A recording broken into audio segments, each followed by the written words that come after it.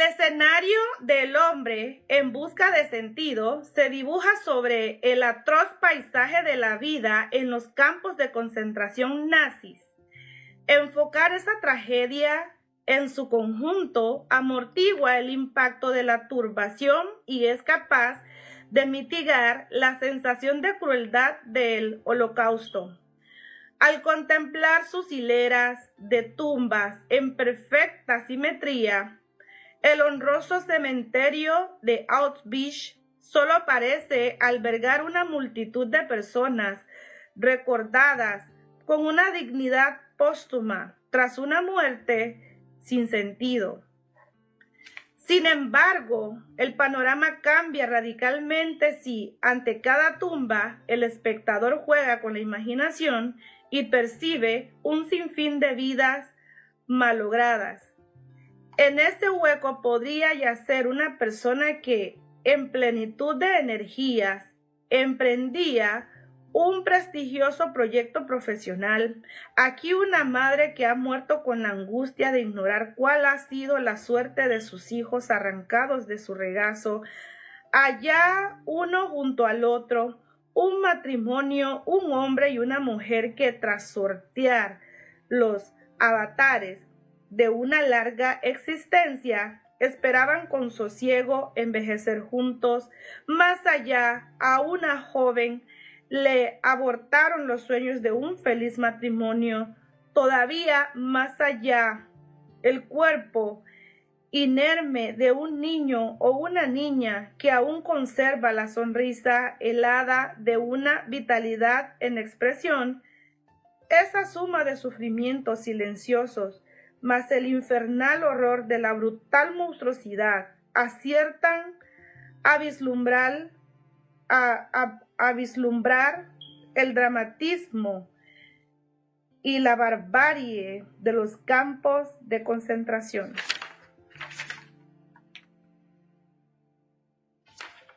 Ok, yo veo que aquí a medida que la lectura va avanzando, salen como ciertas frases. Las frasecitas que salen también se las voy a ir leyendo. Por ejemplo, aquí dice, la enumera con número 1, dice, y resulta que significó cómo estas muertes individuales, personales. Okay. Seguimos con la lectura. Una de aquellas vidas rotas fue la de Víctor Frank. 1905 a 1997. O sea, ese es su año de nacimiento y su año de muerte. Situémonos en los años 40 del pasado siglo en la ciudad de Viena. En esos tiempos Viena aún ejercía un notable influjo y embrujo en los ambientes intelectuales de la época por su menazgo en las artes y la cultura. Aquella Viena, nadie lo puede negar o menospreciar, era un foco excepcional de la cultura, las artes y el civismo europeos. Se ha dicho bien que Viena es el último esplendor del pasado. Y además, para un psiquiatra, Viena era el lugar de Sigmund Freud y el de Alfred Adler, también de Víctor Frank. Víctor Frank, por esas fechas, comenzaba a despuntar como un profesional prestigioso. Se encontraba bien posicionado en los círculos médicos y académicos, disponía de una prometedora consulta privada. En 1940, sí había sido nombrado director de la sección de neurología del Hospital de Rothschild, que atendía únicamente a pacientes judíos. El hecho de que hubiese aceptado ese nombramiento suponía un desafío y una temeria audacia, pues ya arreciaba la persecución nazi. Crecía su fama de profesor competente e ingenioso y en los ambientes psiquiátricos resonaba aún entre censuras y alabanzas las públicas controversias de aquel joven médico con las autoridades del momento.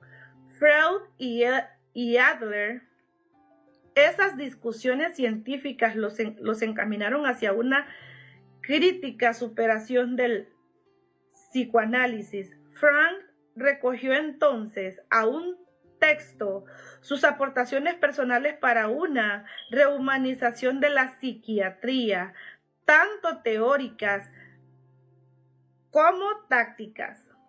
Por ejemplo, la logoterapia. El manuscrito ya se encontraba en fase de encontrar editor, había depositado grandes esperanzas en ese libro. Personalmente vivía el afectuoso y sereno ambiente familiar de siempre, de una familia de origen judío que empezaba a superar las penurias económicas gracias a los nuevos ingresos de Víctor. A ese remanso hogareño se unió la feliz boda con la joven Tilly Grosser del diciembre de 1941, también judía de origen.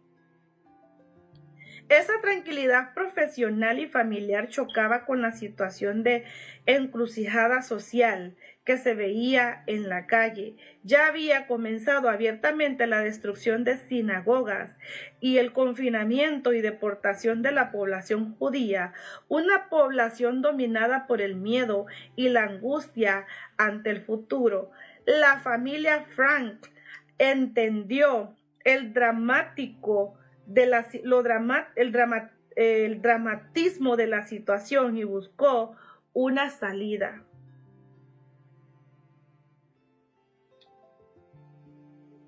La única alternativa sensata parecía la huida.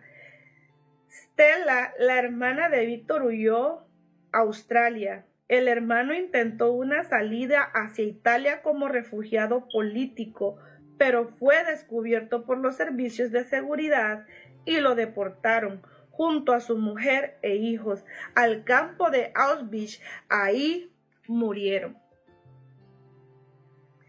Víctor Frank consiguió un visado para emigrar a los Estados Unidos. Este visado le permitió la salida de Australia y le abría oportunidades inesperadas de desarrollo profesional, pero sus padres únicamente disponían de una documentación insegura que no superaría el más ligero control de las autoridades. Además, como ya eran ancianos, quedarían ciertamente desvalidados si no contaban con la ayuda de ningún hijo. La situación de sus padres planeó a Frank una grave duda de conciencia. ¿Cuál era mi responsabilidad? ¿Ocuparme de mi obra o cuidar a mis padres? Tras profundos titubeos, optó por dejar vencer la visa. Fue una decisión heroica, aunque él lo cuenta con sencilla naturalidad. Evidentemente, el campo de concentración fue mi real prueba de madurez. No estuve obligado a presentarme. Hubiese podido escapar de ello y emigrar a tiempo a Norteamérica. Hubiese podido desarrollar la logoterapia en América, cumpliendo así con la misión de mi vida, pero no lo hice, y así llegué a Auschwitz. Para los que no saben, Auschwitz es uno de los grandes campos de concentración en la época de los nazis. Disculpen un poco si mi voz a veces se me pone rara, es porque esta historia es bastante triste y hay partes en la lectura que es imposible para mí sentir lo que el autor está narrando. Ok, entonces seguimos. Por supuesto, al dejar caducar el visado a Estados Unidos, sucedió lo posible. Unas semanas después la familia Frank fue deportada. No es ese el único suceso que roza el heroísmo en la biografía de Frank. Recordaré otro que atañe a nuestro asunto tanto en lo personal como en lo profesional. Ocurrió nada más entrar en Auschwitz. Los prisioneros debían desprenderse de todas sus pertenencias. Sin embargo, Frank fue incapaz de renunciar al manuscrito que contenía su obra científica y que ocultó en el primer registro. Intentó esconderlo en el repliegue de su chaqueta, pero también se apoderaron de ella. Así lo cuenta Frank.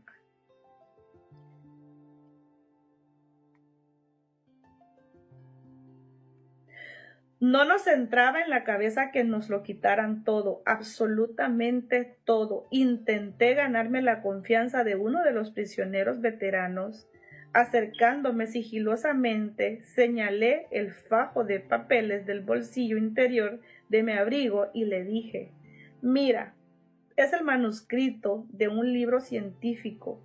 Sé que me vas a decir que no puedo esperar nada en estas condiciones y que debo estar agradecido de salvar la vida, pero no lo puedo evitar. Necesito conservar este manuscrito como sea. Es el trabajo de toda mi vida, ¿comprendes?». Parecía que comprendía.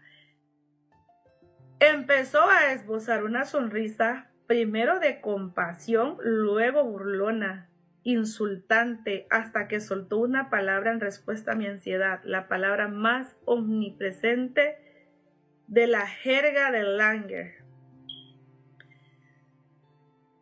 Con una sorna macabra y los correspondientes improperios, los guardias del campo rompieron el manuscrito en su presencia. En 2 o 3 minutos destrozaron su trabajo y sus investigaciones de años. Aquel libro es el que había depositado tantas esperanzas. Pese a todo, la historia del manuscrito continúa. En el invierno y la primavera de 1945 se desató una epidemia de tifus que contagió a muchos reclusos. Algunos síntomas de la enfermedad eran extremadamente desagradables. La irreprimible aversión a la comida, que incrementaba el peligro de muerte, y los horribles ataques de delirio. Para no sucumbir a aterradores ataques intentábamos no dormir. Yo lo lograba improvisando conferencias imaginarias y me propuse reconstruir el manuscrito perdido en la cámara de desinfección. Garabateaba en taquigrafía las palabras esenciales en pequeños trozos de papel. Fueron 16 noches de fiebre en vela. Esperaba que aquellas notas le sirvieran de guión para rehacer el libro, si alguna vez era. Cuenta este suceso en varios de sus libros: El hombre en busca de sentido, en ocasiones Logoterapia y en análisis existencial, Homo sapiens. No supone una exageración afirmar que la ruptura de los manuscritos podía significar la desaparición de esa obra. Recuérdense los escasos y anticuados medios de reproducción de los años 40. Un suscrito conllevaba una laboriosa transcripción a máquina con escaso margen para subsanar errores o realizar retoques, y tan solo se podía aspirar a una copia de malísima calidad en papel carbón.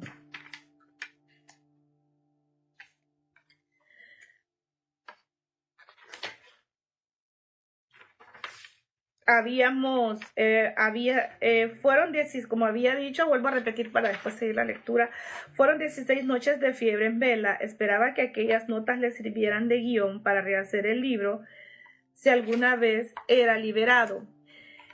En este suceso ocurrió en el campo de Turkheim y el libro era Psicoanálisis y Existencialismo.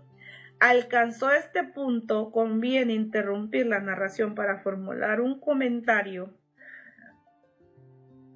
Uno de sus biógrafos, Alfred Langell, hace especial hincapié en el posible riesgo de desvincular la figura de Frank si enfatizamos demasiado los hechos heroicos que señalan su vida.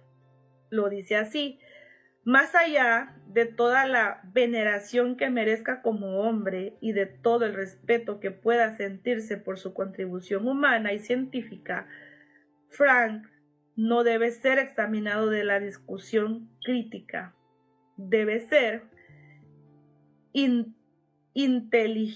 inteligible para nosotros, comprensible y tangible, y también debe poder llegar a ser piedra de escándalo y de contradicción. De ese modo su vida y su obra seguirán vivas entre nosotros y no estarán en las alturas en un pedestal, ajenas a la vida cotidiana, inalcanzables, expuestas solo al polvo de las historias. El comentario es acertado y mesurado.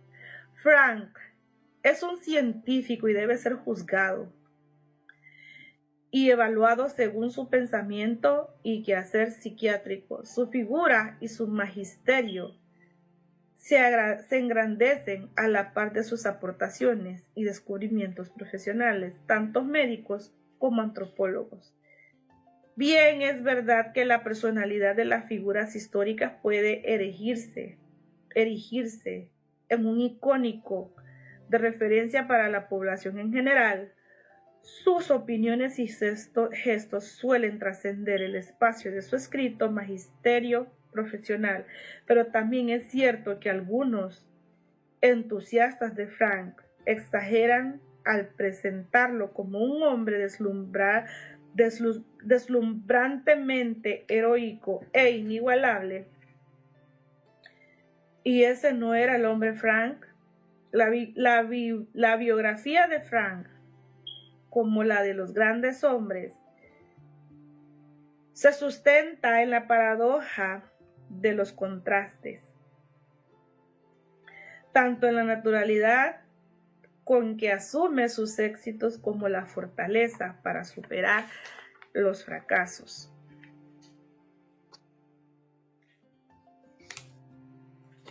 Okay. Solo quiero saber dónde llega esto para... Okay.